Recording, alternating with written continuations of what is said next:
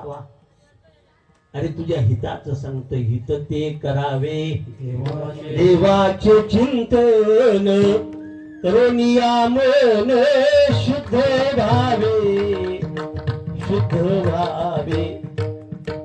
त्या भगवंताचं स्मरण करावं, भजन करावं. मग एकानं प्रश्न केला, महाराज तुम्ही म्हणता देवाचं भजन करावं, देवाचं भजन करावं, मग हे भजन जर आम्ही जर केलंच नाही, महाराज म्हणतात वेड्या त्याचा परिणाम अभंगाच्या पहिल्या चरणाच्या उत्तरार्धात सांगितला, नाही तरी गेला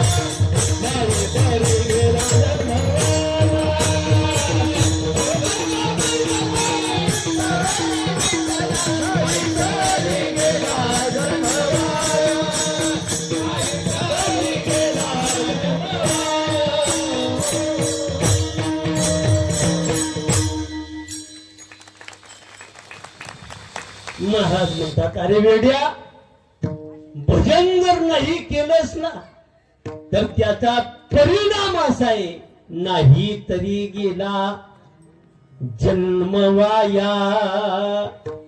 अरे भजना करतात देवानं देवे दिला देह, भजना गोमटा तो या झाला फाटा बाधिक देता. भजना करता आपल्याला जन्म दिलाय. बरे मी का सुभाषितकारानं असं म्हटलंय,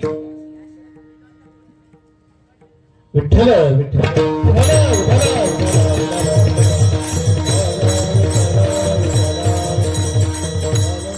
शतम विहाय भक्तव्यम, 100 कामा बाजूला सारा आणि पहिलं काय करा, भोजन करा. आपण हा शब्द याच्यासाठी न घेता 100 काम तुम्ही बाजूला टाका. हा पहिलं जेवण नाही, पहिलं श्रवण करा. आत्म्याचं भोजन श्रवण आहे बरं का. तुम्ही चिंतन करा, तुम्ही ऐका. म्हणून पहिलं तुम्ही 100 काम बाजूला टाका आणि कथा कीर्तनाला बसा. 100 काम बाजूला सारा आणि 3 दिवस सप्ताहाला वेळ काढा, आवर्जून काढा. ही याची भूक पूर्णता होणार आहे. नंतर सांगितलं सहस्त्रम स्नानाचरेत, 1000 काम बाजूला सारा आणि शरीराची शुद्धी करा. पण आपण अध्यात्मातून घेऊ, शरीराची शुद्धी नका करू, अंतर मनाची शुद्धी करा. 1000 काम बाजूला सारा आणि पहिलं तुम्ही चिंतनाला बसा. काही नाही केलं तरी चालेल, पण भजन सोडू नको. तुका म्हणे भजन प्रमाण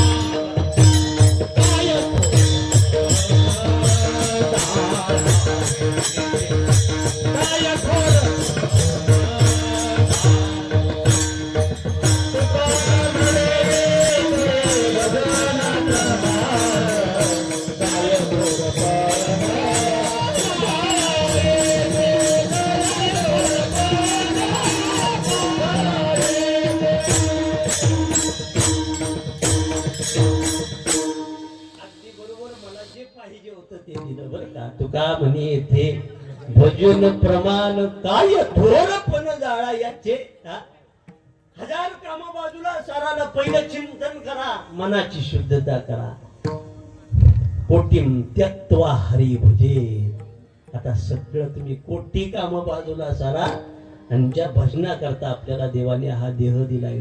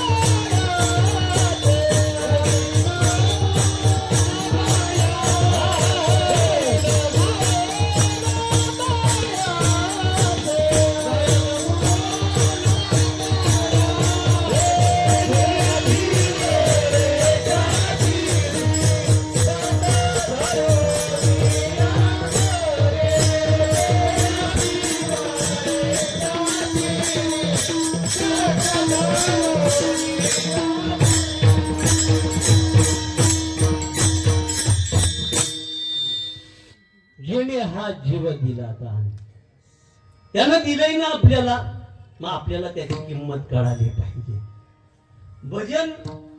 भजनानं काय होईल? एक महत्वाचं वाक्य आहे का, आपल्याला किंमत कळाली पाहिजे.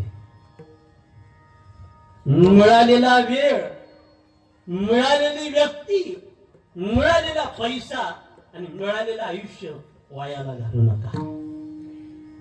याची किंमत लक्षात आली पाहिजे.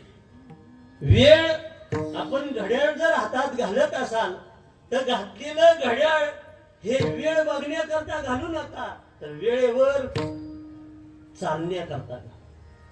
वेळेची किंमत आपल्याला कळली पाहिजे. किती बारकावा आहे, एक एक क्षणाला श्वास मोजावा लागतोय. याचा अल्प आयुष्य मानव देव शतकरी ते अर्धरात्र काय 100 वर्ष देवानं दिली आणि 50 वर्ष झोपून गेली. त्याच्यामध्ये बाळपण, आजारपण, त्याच्यामध्ये वृद्धत्व, या सगळ्या गोष्टी आल्या म्हणजे काय भजनाशी उरले ते राहिलं काय. एकाला विचारलं पगार किती, त्यानं सांगितलं मला 7,000 पगार आहे. 7,000 हातात भेटतात का?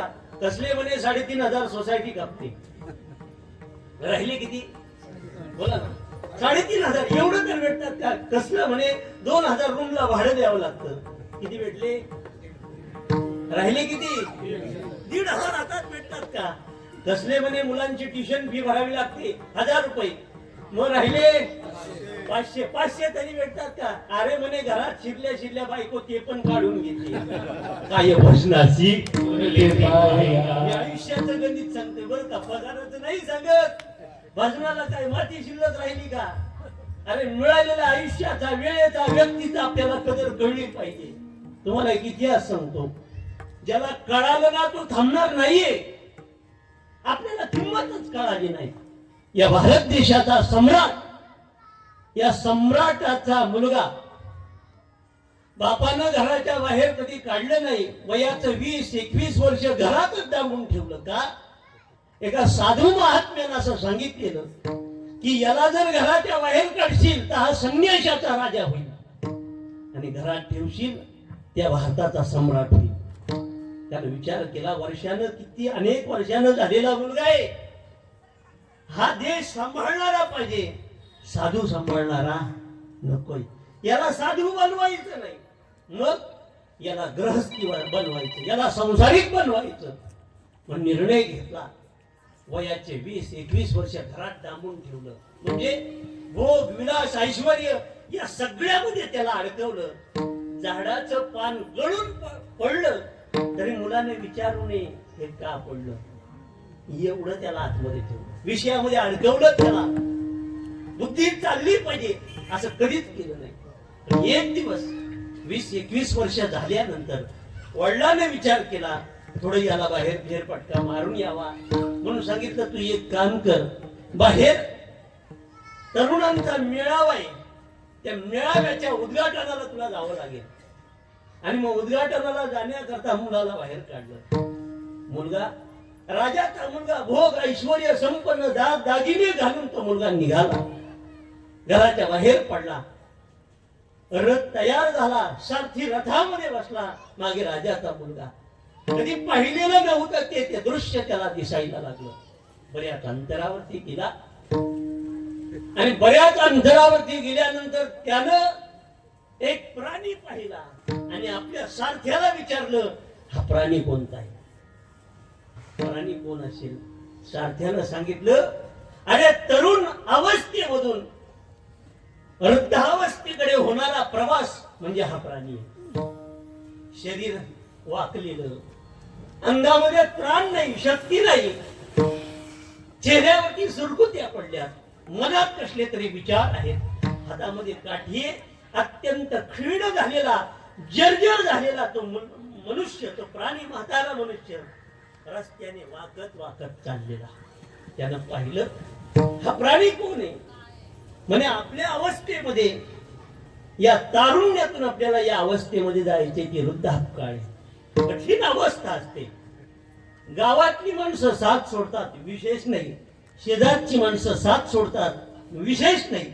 घरातली माणसं साथ सोडतात, मी म्हणेल तेही विशेष नाही. पण म्हातारपणामध्ये आपलं शरीर साथ सोडतं ही विशेष नाही. मजराई हातपाय डोळा पडवे कापड कर्ण बधीर झाले वाचा बोले लोबड नाक मुख गळू लागले लाल आणि शिंबड शिवाना परिगती झाली अवघी भयंकर अवस्था असते. मृत्यू एक वेळेला परवडला, पण ही अवस्था परवडली नाही. ओढारवय असतं, धोक्यात असतं ते. असं धोक्यामध्ये आपलं आयुष्य घेऊन हातामध्ये काठी आणि जर्जर झालेला क्षीण झालेला तो म्हातारा त्यानं पाहिला आणि त्याच्या अंगाचा थरकाप उडाला. वयाच्या 20-21व्या वर्षापर्यंत भोग ऐश्वर्य संपन्न या घरामध्ये माझ्या बापानं मला अडकून ठेवलं. मला हे कळालं नाही ही अवस्था आपल्याला भोगायला येत असेल. तसाच रथामध्ये खाली बसला. सारथ्याला सांगितलं रथ पुढे जाऊ दे. आणि रथ जसा पुढे गेला, अजून एक भयानक दृश्य त्यानं पाहिलं. रस्त्यानं एक प्रेत निघालेलं. 4 जण होते, खांदा लावलेला, अनेक माणसं आहेत. आणि राम राम म्हणत म्हणत ते प्रेत स्मशानाकडे निघाले. त्या मुलानं ते प्रेत पाहिलं आणि विचारलं सारथ्याला, आता हे नवीन काय? कधी मेलेला माणूस त्यानं पाहिला नव्हता. त्यानं विचारलं याला काय म्हणतात? यानं सांगितलं मगाशी जी अवस्था पाहिली वृद्धापकाळाची, याच्या नंतर एक अवस्था येते, तिला म्हातारपण, तिला मृत्यू म्हणतात. मरण अवस्था येते. मरण कशाला म्हणतात? मरण मरण या स्थूल देहामधून आत्मा सूक्ष्म देहा निघून जाणं, याला काय म्हणतात? मरण म्हणतात. भयंकर अवस्था असते, भयंकर भयंकर. आयुष्यभर म्हणे पळपळ पळत होता आणि जाताना मात्र एकटा जळत होता. जाळावं लागतं या शरीराला. मृत्यू कधी पाहिलात का? मी तुम्हाला विचारते, पाहिलात का? नाही पाहिला ना, एकदा बघा. मृत्यू सारखा आनंद कशात नाही. तुम्हाला खोटं वाटतंय म्हणून बघा. खरंच आनंद मृत्यू सारखा कशात आनंद नाही. तो मृत्यू शिकवेल तुम्हाला, मृत्यू शिकवेल. पण नका तुम्ही मंदिरात जाऊ, पण स्मशान दिसलं तर हात जरूर जोडा, जरूर जोडा. मंदिरात नाही गेलं देवाला राग येणार नाही, पण स्मशान दिसलं ना हात जोडा. का? हे आमचे जुनी बुजुर्ग भजनी मंडळी म्हणतात, आपणासाठी बांधिले घर आपण गावाच्या बाहेर. आपली व्यवस्था आहे ती 3.5 हाताची भगवंतानं दिलेला हा मोठा बंगला आहे, जिथं भेद नाही. श्रीमंत गरीब म्हणत नाही, करोडपती डॉक्टर वकील हे सगळा भेद तिथं संपला जातो. कुठं? स्मशानामध्ये. आनंदाचं ठिकाण. मिळालं एकांत, जा मृत्यूचा अभ्यास करा. मृत्यू सांगू का तुम्हाला? मला मी 1-2 वर्ष त्या याच्यावर एक कविता अशी काढली, पण छापायला काही दिली नाही. मृत्यू कसा असतो बघा. घरातली माणसं रोज उठवायची, पण घरातली माणसं रोज उठवायची, पण आज उठवणारी माणसं रडत होती, याचं मला आश्चर्य वाटलं. उठवायची रोज, पण आज उठवणारी रडत होती. आश्चर्य यात नव्हतं. जे रडत होत त्यानंच मला घराच्या बाहेर घेतलं. घरामध्ये रोज आंघोळीला गरम पाणी मागावं लागायचं, पण आज पाणी अगोदरच पोहोचले. जणू काही मला पोहोचवायलाच आलेली मंडळी आहेत. तुमचा श्वास जावा, तुमची तिरडी तयार आहे, तुमचं मडकं तयार आहे, रडणारी तयार आहे. तयारी झाली, फक्त तुमचा श्वास बंद होण्याची लोक वाट पाहतात. तयारी तुमची झाली, फोन लावणारे हुशार आहेत, तिरडी बांधणारे तयार आहेत, सगळं रेडी आहे. तुम्हाला घराच्या बाहेर घेतलं जातं. बाहेर घेतल्यानंतर कधी सोयरा कधी घरी आला नव्हता एवढ्या वर्षामध्ये, कधी प्रेमानं 2 शब्द बोलला नसेल, पण आज फुलं घेऊन आला. कशा करता? तुम्हाला निरोप देण्याकरता. मृत्यू शिकवतो बरं का. कोणी माळ आणली, कोणी जाळी आणली, स्वागताला आणली. रोज अख्खं गाव फिरायचो, कोण म्हटलं नाही हातात हात घेतो नाही, पण आज 4 जण खांदे करू अगोदर तयार आहे की याचं मला आश्चर्य वाटलं. खांदे करू तयार होते. स्मशान यात्रेला आलेली मंडळी असतात ना, नुसती घड्याळाकडे पाहतात आल्यानंतर. अरे 2चा टाइम दिलेलं, 4:30 वाजायला आले, कधी काढताय हे म्हणणारे जणू का अमर. नुसती घड्याळाकडे पाहतात, गोंगाट भरतात. अरे काढा काढा. हे आलेले असतात ना, याच्यात काही आलेली माणसं नाईलाजाने आलेली असतात. तुमच्याशी काही घेणं देणं नसतं, बरोबर का? स्मशान यात्रेला म्हणा आलेल्या मंडळीपैकी आलेली मंडळी तुम्हाला नाईलाज असतो पोचवायला आलेली असतात, काही घेणं देणं नसतं. त्यातल्या त्यात आलेल्या मंडळीपैकी 1000 ते 500 माणसं अर्धवट गाडीला किक मारून निघून जातात. माझं त्यांना बोलणंय, तुम्ही आळंदीच्या वारीला येत नाही, तुम्ही पंढरपूरच्या वारीला येत नाही, पण कमीत कमी स्मशानाची तरी वारी पूर्ण करा. उद्या तुमच्यावर वेळ आली ना तर अर्धवट कुणी असं सोडून जाऊ नये. विचारा त्यांना, ज्यानं कोरोनाच्या काळामध्ये शेवटचा श्वास दवाखान्यामध्ये घेतला आणि मागे घालवण्याकरता घरचा कोण नव्हता, त्यांना विचारा मागच्या माणसाची किंमत काय.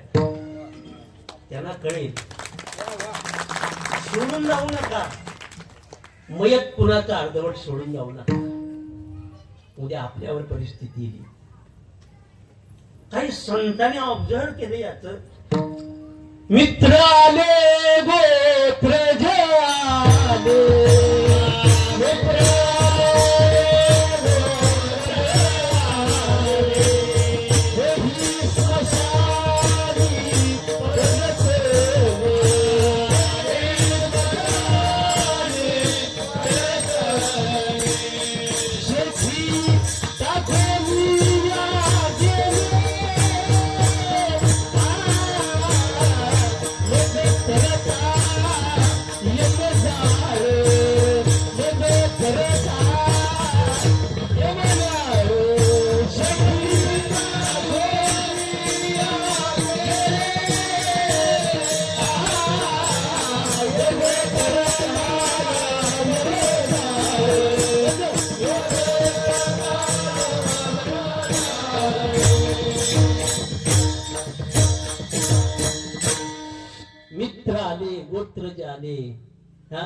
तेही स्मशानी परत आले. शेखे टाकून या गेले मज परत ये मजा. सगळे टाकून दिले जातात. कवटी फुटली, घरची निघून येतात. कुणासाठी पळत होता आयुष्यभर, पण जाताना एकटाच जळत होता.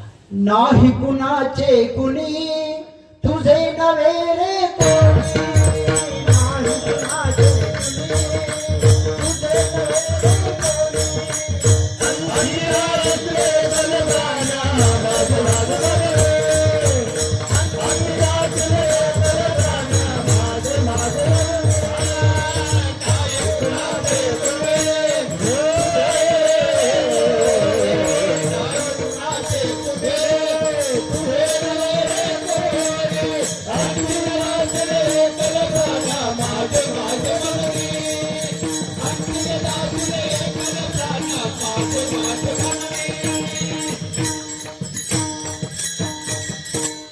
नाही कुणाचे कुणाचे कुणी तुझे नवे रे कोणी. शेवटी एकट्याला तिथं जावं लागते. प्रवास एकट्याच आहे. आपुली आपण करा नवमाता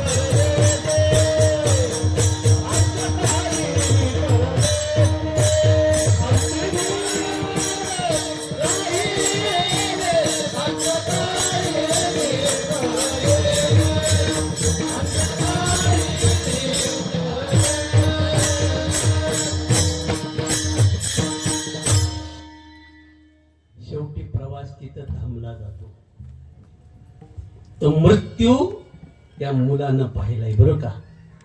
त्या मुलानं तो मृत्यू पाहिला आणि मग त्या सारथ्याला विचारलं याला काय म्हणतात. त्यानं सांगितलं स्थूल देहामधून सूक्ष्म शरीर निघून जाणं याला म्हणतात मृत्यू. यातून नाही प्राण निघून जात नाही जीव निघून जातो कोण. सूक्ष्म शरीर जातो बरं का. हा हे महत्वाचं आहे. काही तर म्हणतात मोठी मोठी माणसं मी पाहिली मेलेल्या मृतात्म्यास शांती. आत्म्यास तो का मृत आहे का. हा चांगली चांगली माणसं श्रद्धांजलीवरती बोलत असताना म्हणतात मेलेला मृतात्म्या. अरे तुला अजून तेच कळालं नाही मरतो कोण ना जगतो कोण. विठ्ठल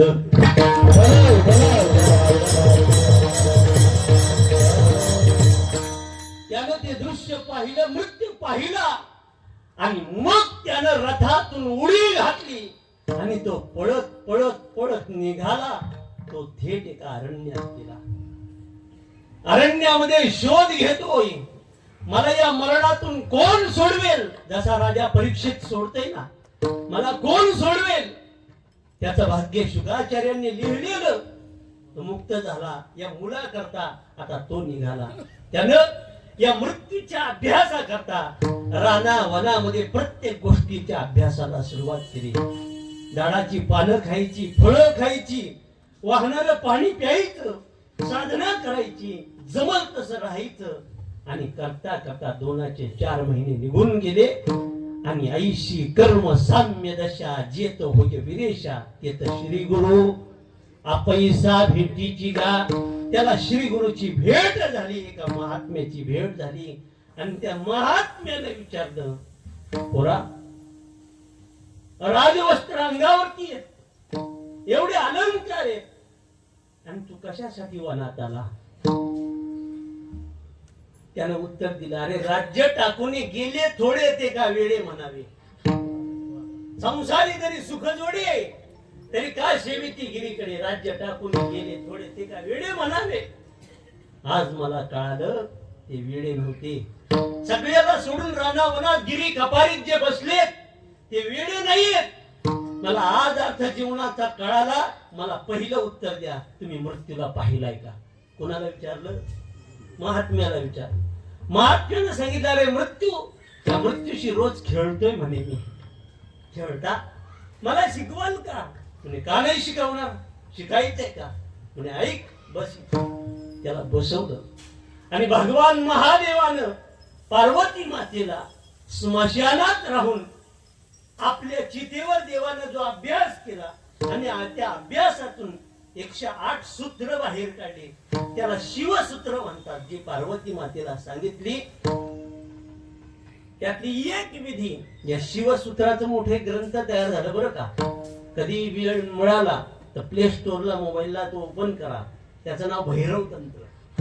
भैरव तंत्र त्या विधी आहेत ज्या भगवान महादेवानं पार्वती मातेला शिकवल्या की आपल्यावर विजय कसा मिळवायचा या मृत्यूवर कसा विजय मिळवायचा. त्यातली एकच विधी त्या मुलाला सांगितली. त्या विधीचं नाव आहे विपश्यना. विपश्यना. आता तुम्ही जवळ आहात. इथं तुम्ही कधी नाशिक मार्गे गेलात तर इगतपुरीला घोटीला अगदी ते विपश्यना केंद्र आहे. डाव्या बाजूला वरती घनदाट अरण्यामध्ये मोठे खूप छान आहे. मी 2017ला होतो तिथं बरं का. हा विपश्यनेला विपश्यनेसारखा अभ्यास नाही. चिंतन करायचं असेल ना आपल्याला साथ घ्यावी विपश्यनेची. एकांत कोणाशी बोलायचं नाही काही नाही. अडचणी मोबाईलची सध्या. तिथे गेल्यानंतर मोबाईलच बाजूला घेतलं जातं आणि काय झालंय आपल्याला एकटं करमत नाही करमत. एक वेळ तुम्ही कीर्तनाला येताना बायकोला घरी ठेवली असेल पण मोबाईलला खरं सांगा का नाही करमत नाही. मोबाईल शिवाय उठल्यानंतर मोबाईल झोपताना मोबाईल सारखं मोबाईलला अवघड झाले. विपश्यनेमध्ये ते मोबाईल ते जवळचे यंत्र ते सगळं काढून घेतलं जातं. तुम्हाला कशाशी संबंध नाही बोलायचं नाही काही नाही. आणि मग आता सगळ्याशी संवाद संपला की माणूस कोणाशी बोलतो. तुका म्हणे करू मनाशी आपण आपल्याशी बोलतो. आणि खरं बोलू का तुम्ही जगाला वेळ देताय, तुमच्या कुटुंबाला वेळ देताय, मित्र मैत्रीण तुमचे सोयरी सगळ्याला वेळ देता तुम्ही. खरं सांगा, डोळे बंद करून सांगा, तुम्ही तुम्हाला वेळ देता का? देता का? तुम्ही तुम्हाला वेळ द्या ना, स्वतःला वेळ द्या. एक जण म्हटला, महाराज मला मरायला टाइम नाही. काय मूर्ख माणसं आहे, मरायला टाइम नाही. अरे वेळ काढा, तुम्ही स्वतः करता. हा बोलू का? देवाने 24 तास दिले, तुम्ही नाही दिलं. या 24 तासाचं गणित सांगतो बघा. या 24 तासाचं गणित घ्या, प्रत्येकाने घ्या. या 24 तासामध्ये आपण आपलं पोट भरलं पाहिजे म्हणून ड्युटी करतो. किती तासाची? 8 तासाची. 1 तास कामावर जायला, 1 तास यायला, झाले किती? 10 तास. राहिले किती? 14 तास. चला, या शरीराला आराम पाहिजे, झोपलं पाहिजे. किती तास? 6 तास. शनी माणसं दुपारी 2 तास. 8 तास. राहिले किती? बोला ना. 6 तास राहिले. तुम्ही म्हणता वेळ नाही. तुमचं फडणवीसांपर्यंत चांगलं संबंध आहे. तुम्हाला ट्विटर लागतं, इन्स्टा लागतं, फेसबुक लागतं, व्हॉट्सअप लागतं. हा, एवढा तुमचं संबंध जवळ आहेत की तुम्ही कीर्तनात पण मोबाईल सायलेंट ठेवत. एवढे जवळचे तुमचे संबंध आहेत. हा, तुम्हाला 2 तास मोबाईलला खर्च करा. राहिले किती? 4 तास. 4 तास राहिले. तुम्ही म्हणता वेळ नाही, वेळ नाही. तुमचं धुणं, पाणी, जेवण हे सगळं उरकण्याकरता 2 तास घ्या. बस का? देऊ अजून? बस विना या तुरखल का? अहो घ्या हो माझ्याकडून. आता चान्स आहे, नंतर नाहीये. 1500 पण बंद होईल. बाटल्या सगळं मागवते. आता जुनं ते सोनं. तुम्ही किती करा, लोक सायकलवर येणार आहेत बघा. सायकलवर एक जुनी मंडळीने जपून ठेवल्यात सायकल, आणि जपून ठेवा बरं का. एक दिवस येणार. पूर्वी कुठं पाणी वगैरे होतं? कुठं होतं का हो? हा, या जुन्या महिला इथं राहणारे यांना माहिती असेल, पाणी आणायला किती लांब लांब जायला लागायचं. सरकारला दया आली, त्यांना पंचायतच्या स्कीम आणल्या की नाही. आणि त्या स्कीमनं एक टाकी लावली, आणि टाकीवरून बाईला तिथं जावं ना आपल्या, म्हणून तिथून पंचायत मधून नळ आणला नवऱ्यानं. दारात आणला. ही डॉक्टरकडे गेली, कमर दुखायला लागली. डॉक्टर सांगितलं, बाई गॅप आले, गॅप उचलू नका अंडा. तिने नवऱ्याला सांगितलं, मग नाही जमणार अंगणात, तुम्ही याला बेसिंगला घ्या. बिचाऱ्यानं तिथून उचलला ना बेसिंगला आणला. उद्या जर तुमच्या नवऱ्याला तहान लागली तर बेसिंगला पाईप लावून नवऱ्याच्या तोंडात.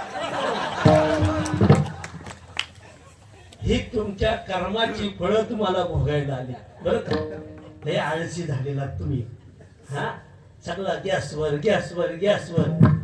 आता पडा ना कधीतरी, फाटी आला तेव्हा. आता इकडची माणसं आमच्याकडे गावाला यायला लागली. आता म्हणतात काय गावात आनंद आहे. आता तुम्हाला गाव कळायला लागलं.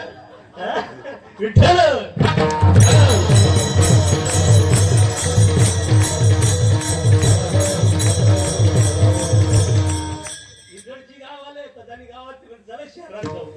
उलट झाले हो का. इकडची लोक येतात गावाला, कुठेतरी असं जंगल बघतात आणि जेवण बनवतात. आणि जी जंगलात राहतात ती म्हणतात हॉटेलला चला. धुंद झाला तुझा. उलट झाले. नाथाच्या घरची उलटी चकून पाण्याला कैसी. सगळं उलट झालंय. हे सांभाळलं पाहिजे. हे पुढे येणारा काळ भयंकर वाईट आहे. मी मागे सांगितलं, काळ एवढा भयंकर वाईट आहे. तुम्ही भजनासाठी वेळ द्यावाच लागेल तुम्हाला. आता ते ऍस्ट्रॉलॉजीनं असं जाहीर केलंय, या 2026च्या एंडिंगला भयंकर अवस्था येणार. भयंकर अशी लाट येणार. जशी कोरोनाची आली ना तशी लाट येणार. आणि या लाटेमध्ये 60 ते 70% लोक राहणार आणि बाकीची मारणार. खरं नाही. मग त्यांना सांगितलं तुम्ही काळजी घ्या. ही पाण्याच्या मार्फत येणार आहे. गरम पाणी प्या, सगळ्या गोष्टी करा. आणि पाण्याच्या मार्फत येईल. आलेल्या लाटेमध्ये वाचण्याकरता मग ही लाईट वगैरे हे सगळं जेवढं ऑनलाईन आहे सगळं संपणार. म्हणजे तुमचं 1500 रुपये पण लाडकी बहीण नाही, लाडका भाऊ नाही, योजना बंद. हे मोबाईल नेटवर्क हे सगळं बंद. अख्खा वेड्यासारखा या हनुमान टेकडीवर फिरल. हॅलो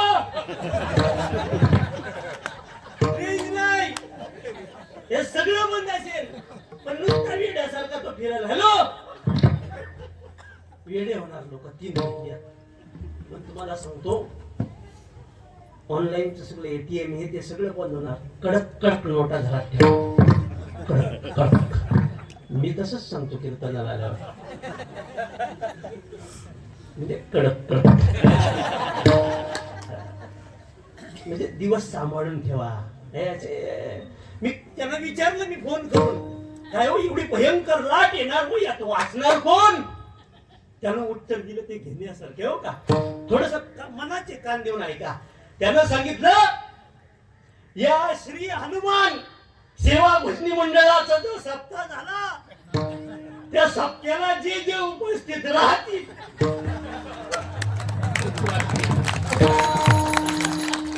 तेवढे जगल्याशिवाय राहणार ही राहणार. बाकीच्याच मला माहित नाही. मी आपलं सोडून घेतलं बरं का.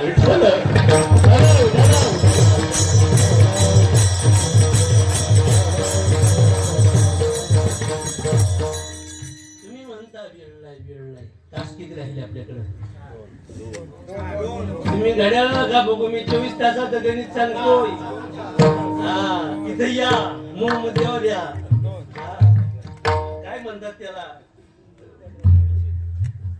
आम्ही कुठं कासरा ना, बैलाचं कासरा कीर्तन करायला किती पडू द्या पण तुम्ही खुटा सोडू नका. खुट्याला परत यायचंय. खुंटा नाही महत्वाचा बरं का. हे कबीराला विचारा. हा खुंट्याला जे राहिले ते जगले. खुंटा महत्वाचा. राहिले किती आपल्याकडे? 2 तास राहिले. 2 तासामध्ये 1 तासामध्ये तुम्हाला काही तुमचा टीव्हीला मालिका असतात, घेण्यासारखे असतात. सासूच्या सुनेची पैठी अतिशय घेण्यासारखी ती बोलतात. त्या एकाला 4 नवरं घेण्यासारखे बघा ना ते मालिकेचे घेण्यासारखे. आणि मग ते सगळं तुम्ही असं मन लावून ऐकता. सुख म्हणजे काय असतं आणि घरात धिंगाणा. सुख म्हणजे काय असतं आणि घरात धिंगाणा. याच्या 1 तास तुम्ही मालिका बघायला घ्या. चालेल ना? बस ना. त्यांचे काही पेपर वाचायचे असेल तासाभरात उरकून घ्या. राहिला किती? 1 तास राहिला. काही माणसं दुपारी झोपत नाही. माणसं म्हणण्याच्या बाई माणसं नाही झोपत दुपारी. आमच्याकडे नाही झोपत अशा बाई माणसं. मग मला कळलं, मी नुसता हात लावला. आता इकडून तिकडून इकडे शांत बाय. आणि मग एखाद्याच्या पायरीवर बसायचं. याला नाव ठेव, याला नाव ठेव. नाव ठेवून ठेवून पायऱ्या शिजल्या. अर्धा तास नाव ठेवायला घ्या. राहिला किती? आता वाटण्या करू नका. हात जोडतो तुमच्या. आता वाटणी करू नका. हे 30 मिनिटे ना मोठं की निमेषभरी जास्त नका देऊ. ही उरलेली 30 मिनिटं आहेत ना, यातली 15 मिनिटं सकाळी आणि 15 मिनिटं संध्याकाळी माळ घ्या. डोळे शांत मिटा आणि जप करता करता ती माळ सुटून जाईल आणि सुटून जाऊ द्या. ज्ञानोबा म्हणतात, तरुणी श्री हरी जपे सदा ज्ञान देवा मौन जपमाळ. अंतराची माळ सुरू आहे. 21,600 वेळा तो अजप अजप सुरू आहे. त्या जपामध्ये 1 दिवस तू एवढा वाहून जाशील आणि मग तुला या माया नदीतून तरता येईल. अन्य कुठलाही पर्याय नाही. त्याला भजनच पर्याय आहे. दुसरा काहीच पर्याय राहिलेला नाही. म्हणून तो आहे तोपर्यंत त्याचं भजन तुम्ही केलं पाहिजे. तो गेल्यानंतर काही फायदा हो. तो आहे. तुम्हाला सोपं करू का? या पंचायत मध्ये भांडण झालं. कुठल्या? या पंचायत मध्ये काय झाली? भांडण झाली. आणि प्रत्येकाला अहंकार झाला. अरे मी आहे म्हणून चाललंय. आपण नाही म्हणतो अरे मी आहे म्हणून चाललंय. हप्ता चाललाय, वारी चालले, काही नाही. कोणा वाचून अडत नसतं. तसं या प्रत्येकाला अहंकार झाला. पंचकर्मेंद्रिय ज्ञानेंद्रिय अहंकार झाला. पाय म्हणतात अरे मी आहे म्हणून तू सप्त्याला आलास. जमलं नसतं तुला. हो 2 वर्ष बाहेर जातो, असा जातो सप्ताहाला बघतो. 2 वर्ष पाय बाहेर निघून गेले. 2 वर्षांना आले गावात पंचायत मध्ये आणि म्हटले काय मग कसे जगलात, गेले का सप्त्याला? ते म्हणतात अरे जसा पांगळा जगतो ना तसं जगलो. त्याच्या लक्षात आलं आपल्या वाटणी आमचं काहीच आणलेलं नाही. मग आता या डोळ्यानं सांगितलं मी जातो. ते 2 वर्षांना आलं कसे जगलात? अरे आंधळा जगतो. नंतर कान जातात आणि कान 2 वर्षांना परत येतात. कसे जगलात? अरे एखादा बाहेरा जगतो तसं जगता आलं. सगळी जाऊन आली. आता सरपंचाने म्हटलं मी जाऊ का? सरपंचाने नुसता असा पाय काढला आणि आपली थरथर कापायला लागली. कोण? तयाचे भजन चुकून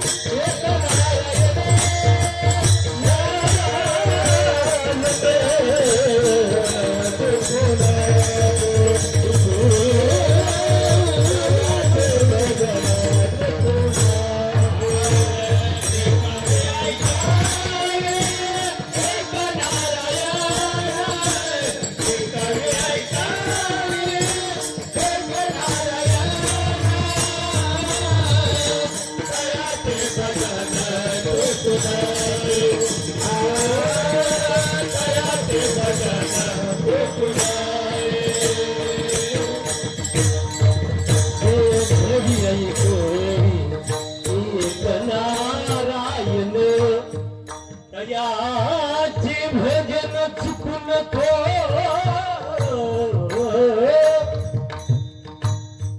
तो दाखवणारा.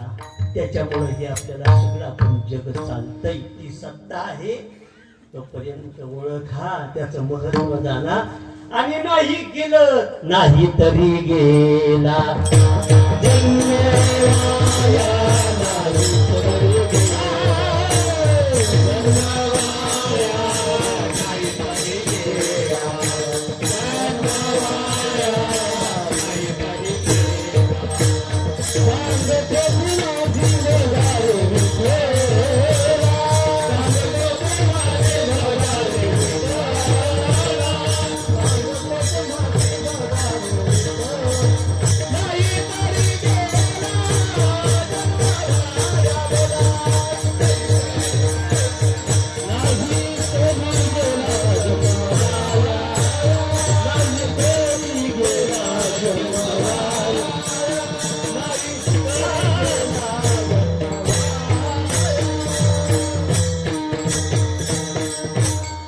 म्हणून भजन करायचं बरं का.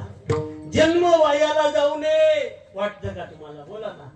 आलेल्यांपैकी आपला जन्म वायाला जावं असं वाटतं का कुणाला? नाही वाटत ना?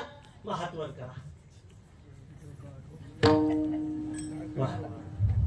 जन्म वायाला ज्याला वाटतो त्यानं हात वर करू नये.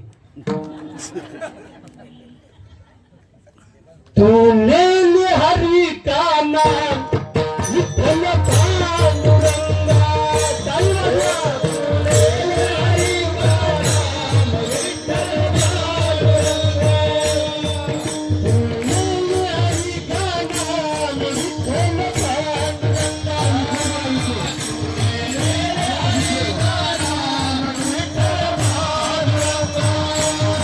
पांडुरंगा, पांडुरंगा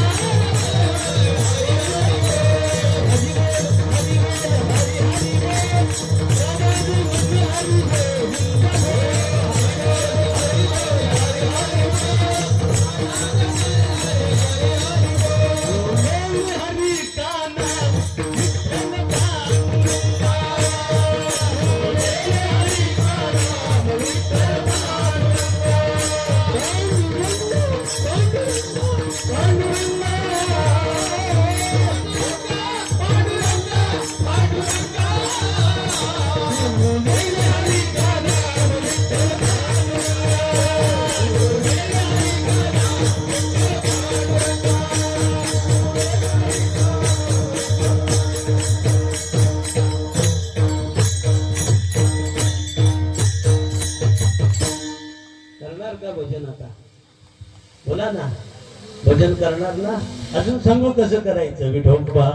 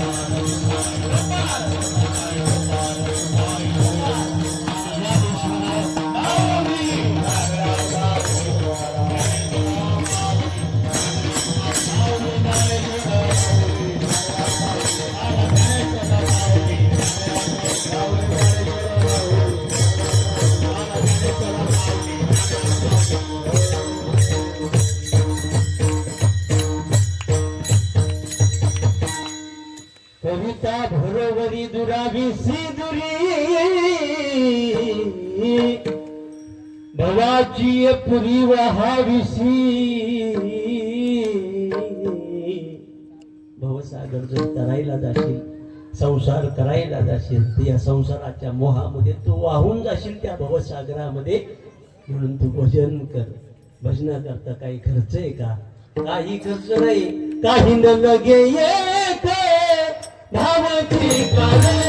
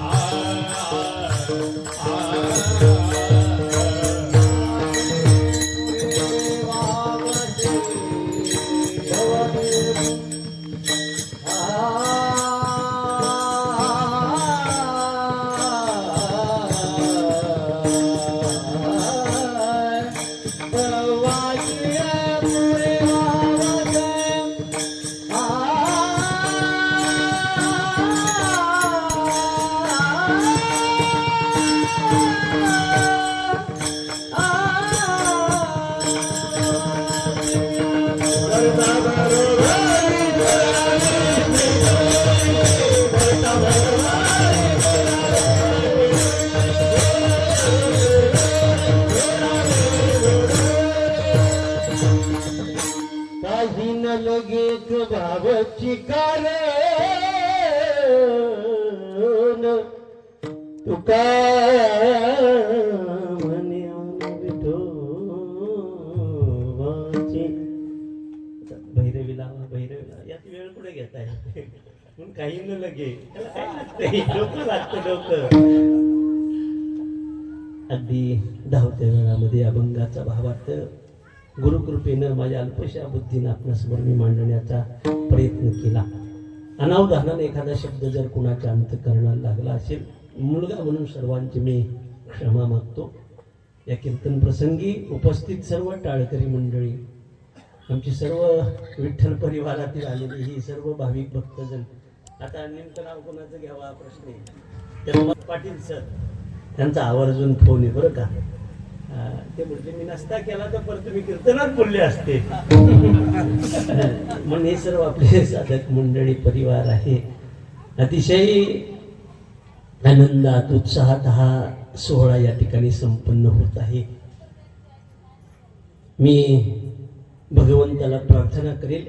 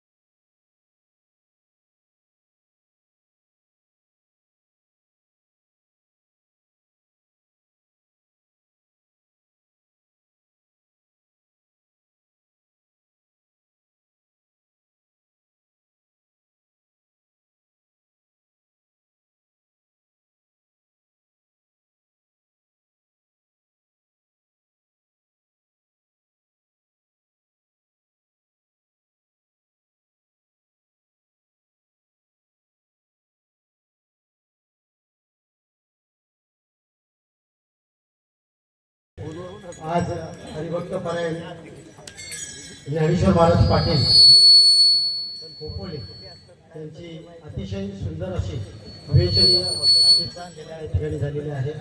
मी मंडळाच्या वतीनं त्यांचं या ठिकाणी मनपूर्वक आभार व्यक्त करतो. या ठिकाणी गुणीजन वादक या दोघांनीही त्यांना मनसोक्त असं वाजवण्याचं कार्य केलेलं आहे. त्यांचंही धन्यवाद. आजचं या ठिकाणी स्पीकर सेवा त्यांनी मनासारखी दिलेली आहे. आपण सर्वजण मोठ्या उत्साहाने या ठिकाणी उपस्थित राहिलात. तुम्हा सर्वांचंही या ठिकाणी मी मनापासून आभार व्यक्त करतो. उद्या हरिभक्त परायण माधव महाराज गोटेकर यांचं कीर्तन होईल. सकाळी पहाटे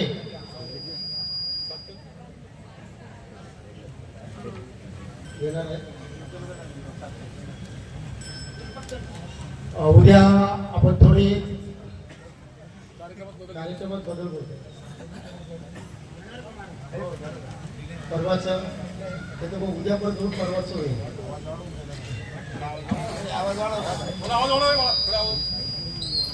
उद्याची कीर्तन सेवा 7 ते 9. धुमार महाराज